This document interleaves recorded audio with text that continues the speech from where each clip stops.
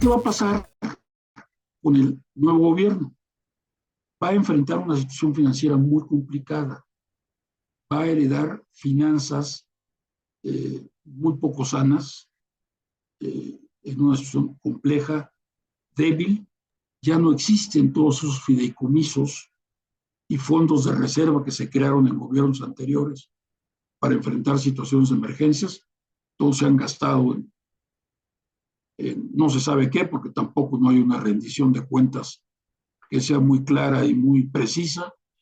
Entonces, todos estos factores le crean un entorno muy complejo, sobre todo en el aspecto financiero, al próximo gobierno.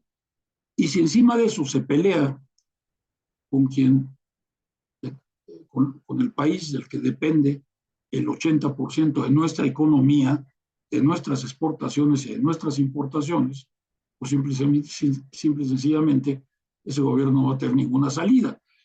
De modo que tal y como lo hizo Álvaro Obregón, que se proclamaba en sus discursos revolucionario y transformador de las instituciones sociales y protector de obreros y campesinos, en la realidad de los hechos se tuvo que arreglar con los Estados Unidos. Se tuvo que arreglar a través de los tratados de Bucareli, tuvo que aceptar las condiciones que le impuso Estados Unidos en materia petrolera, en materia agraria, en lo tocante a la situación de Pancho Villa, que tanto indignó a los estadounidenses. Y así como ocurrió hace 100 años o 101 años, ahora se cumplen el próximo 31 de agosto, pues igual en 2025 el gobierno que esté a cargo del país, sea quien lo encabece, tendrá que sentarse a negociar con los Estados Unidos, tendrá que aceptar, creo que no hay muchas opciones, eh, eh, ciertas concesiones en materia de las cuestiones de seguridad nacional de los Estados Unidos, que vuelvo a repetir, se resumen en migración, el tráfico del fentanilo y el cumplimiento del Tratado de Libre Comercio en los sectores energético y agropecuario. Con base en lo que usted gentilmente nos ha explicado, entonces se pudieran inferir varias situaciones en materia de que México acepte, le dé concesiones a los Estados Unidos. La primera tendría que ver, por ejemplo, con el Tratado de Libre Comercio, y esto significaría permitir el retorno de las inversiones de Estados Unidos y de Canadá en el sector petrolero, sobre todo los Estados Unidos, y el canadiense en el sector de la minería. Bueno, también inversiones extranjeras en el sector eléctrico, que está en poder de un señor de nombre Manuel Bartlett Díaz. En materia agropecuaria, tener que recibir el maíz, el arroz, en fin, de los Estados Unidos, los excedentes que produce el medio oeste de los Estados Unidos. En materia de migración, controlar aquí, hacer aquí el trabajo, facilitarle el trabajo a la patrulla fronteriza, convirtiendo a las Fuerzas Armadas, a la Guardia Nacional, en fin, en los operadores de la patrulla fronteriza y del Departamento de Seguridad Interior de los Estados Unidos. Lo mismo en materia de fentanilo, que es un problema gravísimo. Y por último, cambiar el modelo económico, puesto que ha hecho inviable ya al crédito mexicano, y de continuar endeudando al país simplemente para gasto corriente, para programas clientelares. Eso llevaría tarde que temprano a una crisis institucional que quizás rebasara a la que vivimos en 1982. No sé si esté de acuerdo usted con esta apreciación. Sí, obviamente en 1982 tuvimos una crisis institucional por políticas populistas, de las cuales a México lo rescató el Fondo Monetario Internacional. Fue, fue una época muy difícil, fueron años en donde mucha gente tal vez ya no lo recuerda, pero el peso se devaluaba todos los días. De 1982 a 1988 vivimos devaluaciones monetarias casi diarias, y solo la intervención del Fondo Monetario Internacional estabilizó la economía. Fue cuando se empezó a dar la apertura comercial, cuando se quitaron los aranceles, las prohibiciones a la importación, se abrió México al comercio exterior, que fue una de las condiciones que le impuso el Fondo Monetario Internacional en 1982 para poder rescatar la economía mexicana. Volvimos a vivir una crisis en 1994, cuando vino otra devaluación causada por el gobierno de Carlos Salinas, que resolvió el presidente Clinton de los Estados Unidos con una orden ejecutiva, porque el Congreso no quería autorizar fondos para el rescate económico de México. Lo resolvió el entonces presidente Clinton con una orden ejecutiva que restauró a la economía nacional, y en donde se debe ver dos consecuencias: el reforzamiento del primer tratado de libre comercio, y el FOBAPROA, que ahora tanto critican, y que comparado con lo que está sucediendo ahora, fue un juego de niños, un simple rescate público de las instituciones financieras para darle viabilidad crediticia al país, comparado con lo que se puede venir con un desplome de la deuda pública mexicana, que lo puede ocasionar hasta Pemex. Pues el FOBAPROA resultaría una cuestión realmente menor en términos históricos.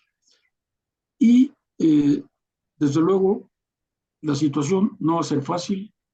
Probablemente no nos enteremos, como sucedió con los mexicanos de 1923, que la gran mayoría no supo lo que realmente se había negociado en Bucareli. Probablemente no nos enteremos de cuál sea el trasfondo de las negociaciones que se den probablemente el año próximo, aunque sí percibiremos algunas situaciones, particularmente si se modifica la política energética en materia de energías renovables, inversión privada en Pemex, si vemos que ya no hay restricciones a la importación del país, si vemos una mayor cooperación en migración y tráfico de drogas, pues probablemente será una muestra de que con sensatez se llega a arreglos que permitan la viabilidad y la subsistencia del Estado mexicano como actualmente está estructurado. Hay que olvidarnos ya un poquito de todos esos alegatos que se hacen de la soberanía nacional.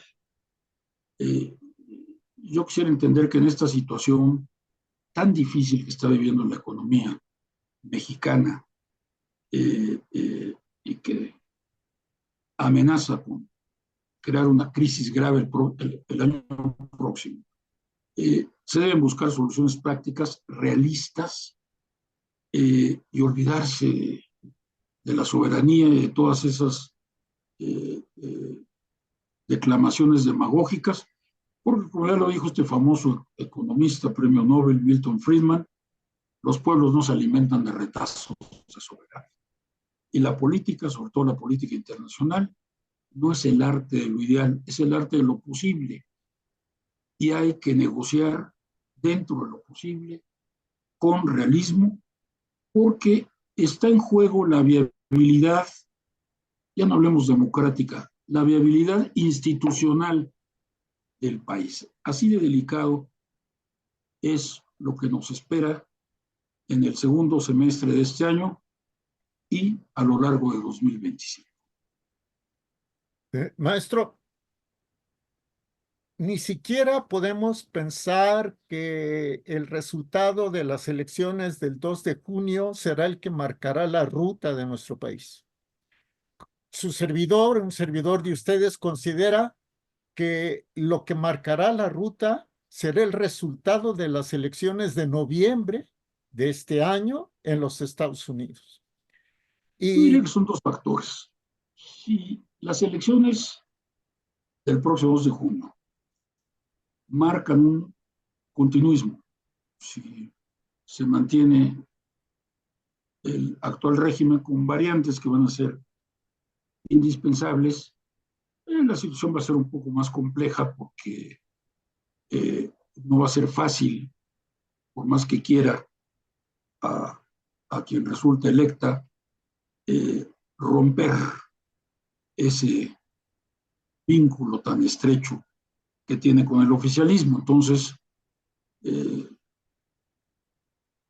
que si de esa ruptura, pueden pasar muchas cosas en el ámbito económico y de política exterior. Si se diera el triunfo, que se ve ahorita todavía cuestionable de la oposición, bueno, tendría que venir una reforma radical y quizá ahí se abría mayor espacio de negociación con los Estados Unidos. Quizá un triunfo de la oposición en México permitiría que Estados Unidos adoptara una política un poco más tolerante hacia las necesidades de México y se manejaran todos estos puntos contenciosos que acabamos de mencionar con mayor flexibilidad. Pero, bueno, eso estará adivinando. Por otra parte, bueno, la elección de Estados Unidos va a ser un punto fundamental para México. Ya conocemos el famoso dicho que cuando Estados Unidos estornuda, México le da pulmonía. Entonces, ¿quién va a ser el próximo presidente de los Estados Unidos? Está en el aire. Yo lo que veo es que si Biden se reelige, quizá haya un mayor margen de negociación, sea quien sea la titular del Poder Ejecutivo a partir de octubre. Si el electo es Donald Trump, pues entonces sí, preparémonos para un escenario muy complicado, porque Trump no solo es un gobernante autócrata que toma decisiones viscerales, sino que además es profundamente misógino, desprecia y considera inferiores a las mujeres. Y hay declaraciones grabadas, la opinión que le merecen las mujeres. Entonces una presidenta mexicana pues va a enfrentar un escenario muy complicado con un tipo impulsivo, grosero, que no se detiene ante nada como es Trump y que estaría respaldado por el poder de la potencia más poderosa del mundo. No se ve fácil, a pesar de todo lo que se diga, la elección de Trump, porque es probable que en el camino lo descarrilen todos los procesos judiciales, que son como 4 o 5 que tiene, y porque además está en una situación muy complicada, porque no tiene dinero para pagar la multa que le acaba de imponer un juez del Distrito Sur de Manhattan, en Nueva York, por inflar el valor de sus negocios, no puede pagar la fianza. Eh, eh, eh, Eso habla de que su recaudación eh, para fines electorales no va a ser muy abundante. Ya se peleó con la comunidad judía, dijo que los judíos que votaran en contra de él iban a ser traidores a Israel y a su religión. Ya se le vino encima a la comunidad judía, que es muy poderosa económicamente a los Estados Unidos. Entonces, pensando en lo mejor, quizá veamos la factibilidad de la reelección de Joseph Biden como alguien un poquito más racional con quien negociar. Aunque eso no quiere decir que vaya a echar en saco roto las preocupaciones de los Estados Unidos en materia de migración, porque de entrada, suponiendo, estamos haciendo suposiciones, que Biden se reeligiera por todos los problemas que arrastra Trump, probablemente vaya a tener, como lo tiene en la actualidad, un Congreso dividido. Y si no toma acciones contundentes en materia migratoria en materia de fentanilo y en materia de cumplimiento del Tratado de Libre Comercio, la oposición republicana se le va a echar encima. Entonces va a tener que adoptar quizá una actitud negociadora más correcta, más caballerosa, más flexible, pero no va a dejar de insistir en que México resuelva las preocupaciones de seguridad nacional de los Estados Unidos que le corresponden a México, sobre las que hemos estado platicando. Álvaro Obregón, pues dejó a Calles y pretendió regresar al poder. ¿Se puede dar ese paralelismo un siglo después? Sí, creo que la historia está muy clara. Realmente el que terminó con la era de los caudillos e inició la vida institucional en México fue Lázaro Cárdenas. ¿Por qué? Porque Obregón le deja la presidencia a Plutarco Elías Calles, que era su secretario de Gobernación, pero con el compromiso de modificar la Constitución para que Obregón se pudiera reelegir. En 1928 Obregón se reelige. Calles armó la reelección de Obregón. Sin embargo, a los 3 días de ser declarado presidente reelecto, Obregón es asesinado. Se culpó, y esto es indicativo, se culpó a un militante cristero, era la época de la guerra de los cristeros contra el gobierno ateo de Calles. Sin embargo, la pistola que le decomisaron a este cristero, Jesús de León Toral, tenía solo 6 balas. Y en la autopsia que finalmente se reveló que se le hizo esa misma noche en el Palacio Nacional al cadáver de Álvaro Obregón, aparecieron 13 heridas de bala. Ahí está esa autopsia, inclusive está publicada en un libro sobre el asesinato de Obregón. Entonces, eran balas de uso exclusivo del ejército. Parece ser que Obregón lo asesinó o asesinaron los elementos del Estado Mayor Presidencial que supuestamente lo estaban custodiando. Calles, para evitar el destino de Obregón,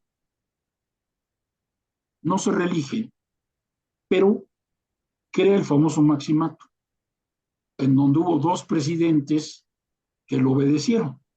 Primero Pascual Ortiz Rubio y luego Abelardo Rodríguez. Inclusive hay un lema que puede volver. En aquella época el presidente de la República vivió en el castillo de Chapultepec y a Calles le dio poderse vivir a la Casa del Lago, que está enfrente.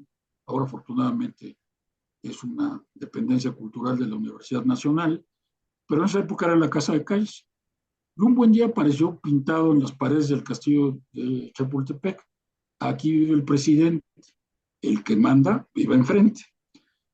Entonces se creó ese maximato en donde Calles gobernó a través de 2 hombres de paja, Pascual Ortiz Rubio y Abelardo Rodríguez, durante 4 años. Siguió gobernando hasta que llegó Lázaro Cárdenas, que pensó también Calles que lo podía controlar, y que Lázaro Cárdenas, en cuanto tuvo el control de las riendas del poder, lo apresó, lo acusó de una serie de delitos y le hizo el favor de desterrarlo a Los Ángeles, California, donde vivió 7 años vigilado por el FBI para que no regresara a México hasta que el gobierno mexicano lo autorizara. Entonces, bueno, se puede dar un escenario similar. Se ha mencionado en toda clase de columnas políticas en los últimos meses, en donde efectivamente eh, se prorroga el actual gobierno a través de interposita persona. De modo que si la candidata del ahora partido oficial ganara las elecciones, y esperemos que sea un triunfo real, que no haya una situación de fraude o protestas, si ganara, tendría ella ante sí 2 opciones: ser una réplica de Pascual Ortiz Rubio o seguir el ejemplo del general Lázaro Cárdenas. Por el bien de México, esperamos que siga el ejemplo de don Lázaro para que cualquiera que sean sus políticas sea un nuevo gobierno con nuevas ideas, con nuevas perspectivas, y no la prolongación de un régimen que ha demostrado ser, particularmente en el terreno económico, muy nocivo para el país. Y también que eso sea el primer martes de noviembre en los Estados Unidos, porque también el futuro de las relaciones México-Estados Unidos va a ser muy distinto con Biden en la presidencia a que si regresa Donald Trump con su racismo y misoginia. Maestro, muchísimas gracias por esta charla tan interesante. Nos deja pensando, seguramente a la audiencia también. Reciba de nuestra parte, por favor, un respetuoso abrazo y nuestra petición de que en un plazo razonable pueda recibirnos nuevamente allí en su oficina, vía Zoom. Encantado de la vida, nos ponemos de acuerdo y volvemos a platicar, ya que tengamos un poco más de información de qué es lo que va a pasar en los próximos meses, que como lo decía hace un momento, van a ser definitorios para la permanencia de la vida institucional de México como está actualmente estructurada nuestra república. Vamos a ver qué pasa en los próximos meses y encantado de la vida volvemos a platicar. Será un placer. Maestro, muchas gracias. Le mando un abrazo. Le mandamos un abrazo. Igualmente, muchas gracias por esta entrevista. Al Gracias. contrario, el maestro Adolfo Arrioja Vizcaíno, él es abogado, si no me equivoco, especialista en temas fiscales y autor de libros como, aquí lo tengo uno de ellos, Los Protocolos Secretos de Versalles a Bucareli, una novela histórica harto interesante, y el otro, La Muerte de Pancho Villa y los Tratados de Bucareli. Muchísimas gracias por estar con nosotros, por vernos, porque nos ve, porque nos oye, porque participa. Si le gusta, dele un like, un me gusta y si puede, comparta el video. Gracias, hasta muy pronto.